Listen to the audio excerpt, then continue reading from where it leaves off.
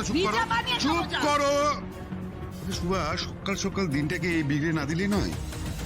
কোথায় দিনটাকে ভালো করে শুরু করবে, তা না করে একটা অশান্ত পরিবেশ তৈরি করছো কেন? বাড়িতে যাতে অশান্তি না হয় তার চেষ্টাই তো করছি, সেই জন্যই তো চাইছি এ যাতে বাড়ি থেকে বেরিয়ে যায়। কি মতলব কি? হ্যাঁ, কি ভেবেছিস বলতো? ওই চা বানানোর নাম করে রান্নাঘরে ঢুকে হামাগুড়ি দিয়ে সংসারে ঢুকে পড়বি, তাই না?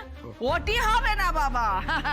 রাজ বাবা তো যা জানানো জানিয়ে দিয়েছে, তাহলে কেন আছিস? আমার জন্যে দিদি এখনো আমার জন্যই এই বাড়িতে আছে। আরে সবে তো কাল আমার বিয়ে হলো, কাল রাত্রিটা তাঁবুতেই কাটালাম, এখন তো পুরো অনুষ্ঠান বাকি।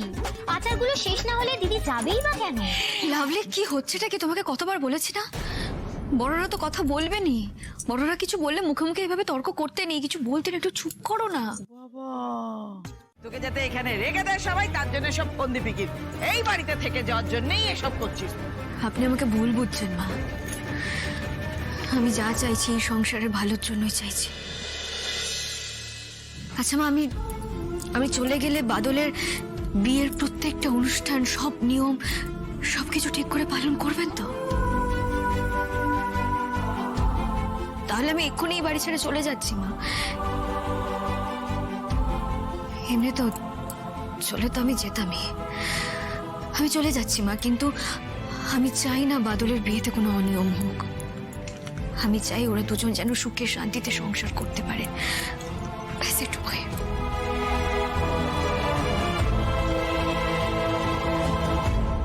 আমি চলে যাচ্ছি মা।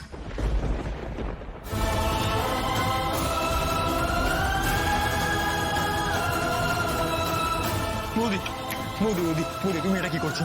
তুমি আমার যেতে পারো না বৌদি। আমাকে আটকেও না বাদল।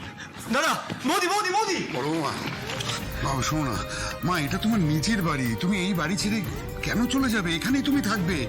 তাছাড়া তোমার দেওরের কিন্তু এখনো বউভাত হয়নি, আর তুমি বলছো বাড়ি ছেড়ে চলে যাবে। যেও না মা, আমি বুঝতে পারছি তোমার অনেক রাগ হচ্ছে, তোমার অনেক অভিমান হয়েছে। আমি তোমাকে অনুরোধ করছি মা, তুমি যেও না মা, এই বাড়ি ছেড়ে যেও না মা। প্লিজ আমাকে এভাবে রিকোয়েস্ট করবেন না বাবা।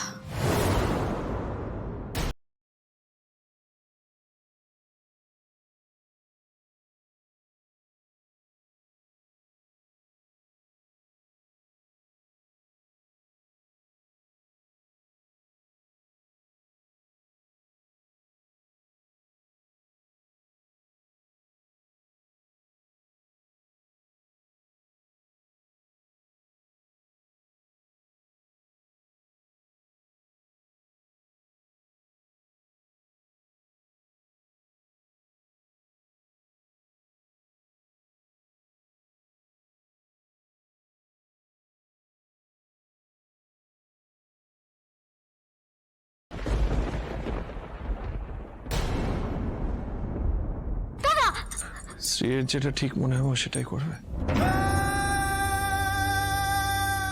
শ্রী আমার কোনো কথা শুনবে না, আমি ওকে মুক্তি দিয়ে দিয়েছি।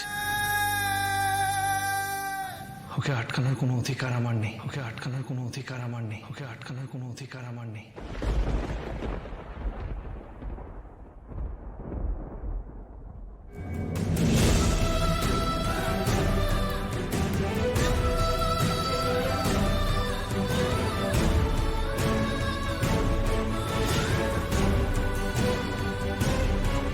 চুপ করেই তো আছি, সংসারে আমি সবাইকে নিয়ে চলার চেষ্টা করি, তাই কাল থেকে আমি চুপই করে আছি। কাল থেকে কোথায় তুমি চুপ আছো সুভাষ? কোথায় তুমি চুপ আছো? যখন থেকে বাদলের বউ এই বাড়িতে এসেছে তখন থেকে তুমি বাড়ি মাথায় করছো, চিৎকার করে সারা পাড়াকে জানাচ্ছ। এটা কি একসাথে চলা বলে? হ্যাঁ, যে মেয়েটা কালকে এসেছে সে কিন্তু আমাদের সবার সাথে চলার জন্য এক পায়ে রাজি, তুমি কিন্তু জানো।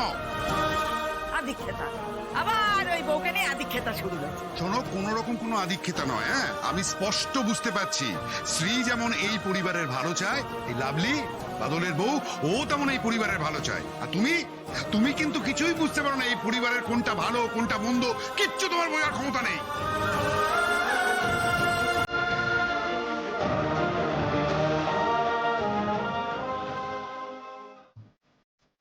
বাবা, বাবা তুমি একদিনেই আমার উপর এতটা ভরসা করেছো, এটাই তো আমার সৌভাগ্য। শোনো, আমি না যেটা সত্যি সেটাই বলেছি ছোট বৌমা।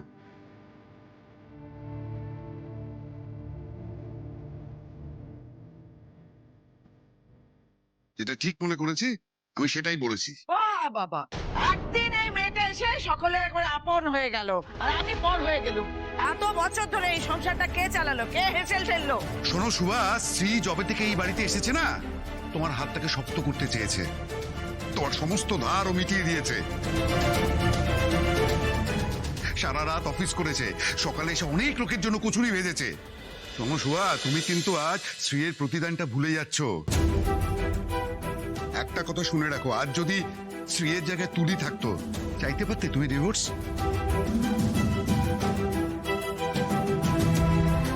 চাইতে পারতে? মা হয়ে নিজের মেয়ের সংসারটা ভাঙতে পারতে তুমি? বলো, উত্তর দাও। আচ্ছা, এই যে এতগুলো কথা শোনানো হচ্ছে আমাকে, আমি কি করেছি? আমি কি ওই ডিভোর্সিং এর কাগজ নিয়ে এসেছি? আমি কি উকিলের কাছে গেছি, নাকি আমি ওই সইটা নিজে মেরেছি? শোনো সুভা, এই কাগজের সই যার কথা তুমি বলছো, মনের সত্যিটাকে না তুলে ধরতে পারে না। শ্রী কোন পরিস্থিতিতে ছিল, কেন এই ঘটনাটা ঘটেছে, সেটা কিন্তু আমাদের সবার জানার প্রয়োজন ছিল, আমরা কিন্তু সেটা জানিনি। তুমি শ্রীয়ের সম্পর্কে এত কথা বলছো, একটা কথা ভালো করে মনে রাখো, ও যদি সত্যি এই সংসার ছেড়ে চলে যেতে চাইতো, তাহলে কিন্তু বাদলের বউকে এভাবে বরণ করতো না। হ্যাঁ, না না না, হাই দেখো, বুঝতেই পারিনি, এ তো হচ্ছে ওর চাল। ওই যে নতুন মেয়েটা এসছে বাদলার সঙ্গে, তাকে আমার বিরুদ্ধে ওস্কাবে, সেই জন্য এটা ওর চাল। আমার বিরুদ্ধে সবাইকে নিয়ে যাবে, আর সেটারই ফোন দিয়ে আসছে।